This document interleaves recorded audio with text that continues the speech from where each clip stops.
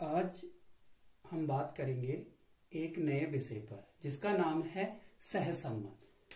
ठीक है, इसका नाम है सहसंबंध। आज हम सहसंबंध पर बात करने वाले हैं कि सहसंबंध क्या होता है। दो या दो से अधिक समंग श्रेणियों में परस्पर संबंध पाया जाता है। ठीक है, दो या दो से अधिक जो भी समंग श्रेणियां होती है वो आपस में क्या होता है, उनमें एक संबंध पाया जाता है और जिस संबंध के परिणाम स्वरूप एक श्रेणी में परिवर्तन होने से जो दूसरी संबंधित श्रेणी होती है उस श्रेणी में भी क्या आ जाता है, परिवर्तन आ जाता है। ठीक है, अगर एक श्रेणी में परिवर्तन होगा तो उस परिवर्तन के कारण क्या होगा कि जो उस श्रेणी से संबंधित श्रेणी है उसमें भी क्या आ जाएगा, परिवर्तन आ जाएगा। ठीक है, दो श्रेणियों में कार्य कारण संबंध पाया जाता है। जो दो श्रेणियां होती है उनमें कार्य कारण का संबंध पाया जाता है, यानी कि एक श्रेणी में परिवर्तन होने से क्या होता है कि वो दूसरे श्रेणी को भी प्रभावित करता है, तब उनके बीच में सह संबंध पाया जाता है। ठीक है, कि एक का परिवर्तन दूसरे को भी क्या करता है, प्रभावित करता है, तब उनके बीच में सह संबंध पाया जाता है। प्रोफेसर किंग क्या कहते हैं, दो श्रेणियों तथा समूह के बीच कार्य कारण संबंध को ही सह संबंध कहते हैं।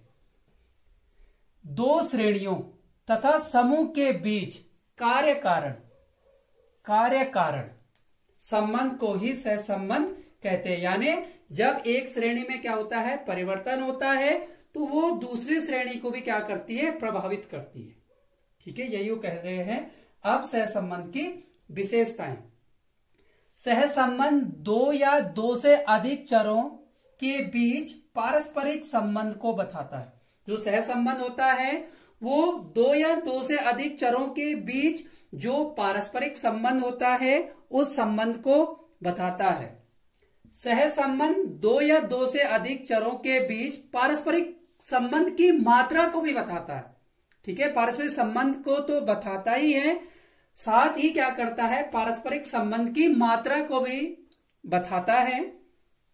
सहसंबंध कारण और परिणाम को भी बताता है। जो सहसंबंध है वो कारण और परिणाम को भी बताता है। अब हम बात करते हैं सहसंबंध के महत्व की, कि सहसंबंध का क्या महत्व है। सांख्यिकी विश्लेषण में सहसंबंध तकनीक का बहुत अधिक महत्व है। इस तकनीक का आविष्कार सर फ्रांसिस गाल्टन ने बिंदु रेखीय रूप में सहसंबंध स्थापित करने के लिए किया था। जो सहसंबंध तकनीक का आविष्कार है वो सबसे पहले सर फ्रांसिस गाल्टन ने बिंदु रेखीय रूप से संबंध स्थापित करने के लिए किया था, किंतु सन 1896 में कार्ल पियर्सन ने सहसंबंध गुणांक द्वारा सहसंबंध ज्ञान करने की गणितीय विधि का प्रतिपादन किया। ठीक है, 1896 में कार्ल पियर्सन ने सहसंबंध गुणांक द्वारा सहसंबंध ज्ञान करने की गणितीय विधि का प्रतिपादन किया। इस तकनीक का भौतिक और सामाजिक विज्ञान में बहुत अधिक महत्व है। सहसंबंध का महत्व दर्शाने वाले जो बिंदु है वो इस प्रकार है। दो चरों के मध्य संबंधों को जानने में सहायक होता है। जो सहसंबंध होता है वो दो चरों के मध्य जो संबंध होता है उस संबंध को जानने में सहायक होता है।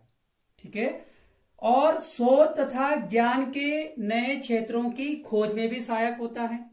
सहसंबंध शोध तथा ज्ञान के नए क्षेत्रों की खोज में भी सहायक होता है।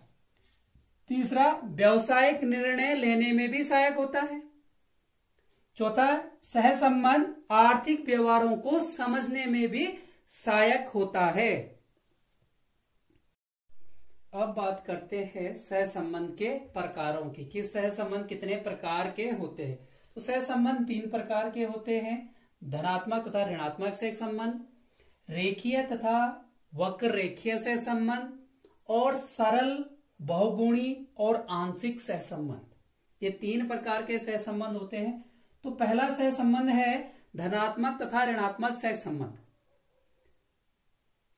यदि 2 समान श्रेणियों में परिवर्तन एक ही दिशा में होता है तो उनके बीच जो पाया जाने वाला जो सहसंबंध होता है वो धनात्मक सहसंबंध होता है।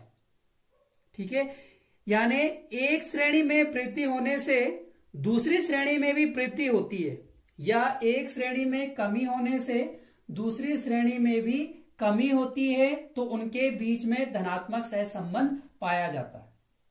अब बात करते हैं ऋणात्मक सहसंबंध की।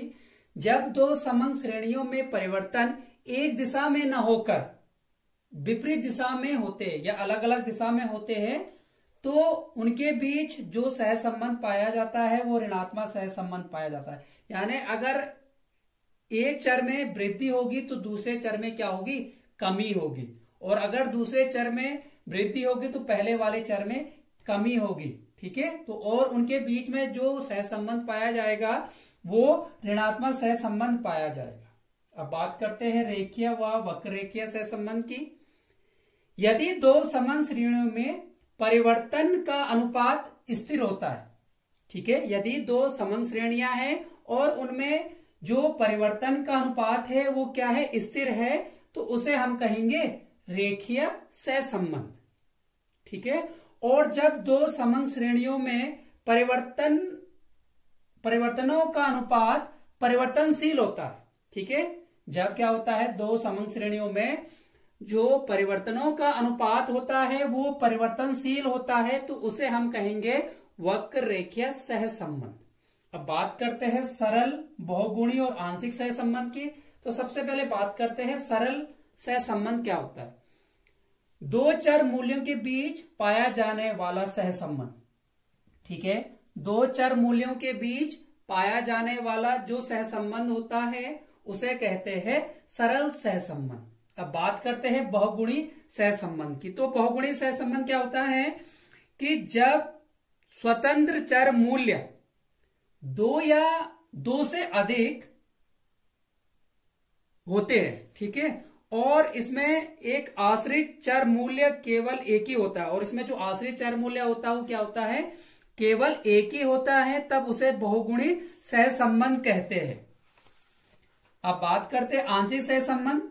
तो आंशिक जो सहसंबंध होता है में 2 या 2 से अधिक चर मूल्यों का अध्ययन किया जाता है। आंशिक सहसंबंध में 2 या 2 से अधिक चर मूल्यों का अध्ययन किया जाता है, परंतु सहसंबंध केवल 2 चर मूल्यों का ही निकाला जाता है। जो सहसंबंध निकालना है इसमें वो किसका निकालना है, केवल 2 ही चर मूल्यों का सहसंबंध निकालना है। बाकी जो अन्य चर मूल्य होंगे उनको क्या कर देना, स्थिर रख देना है, उनको स्थिर रखा जाता है। जो अन्य चर मूल्य होते हैं आंशिक सहसंबंध में उनको स्थिर रखा जाता है।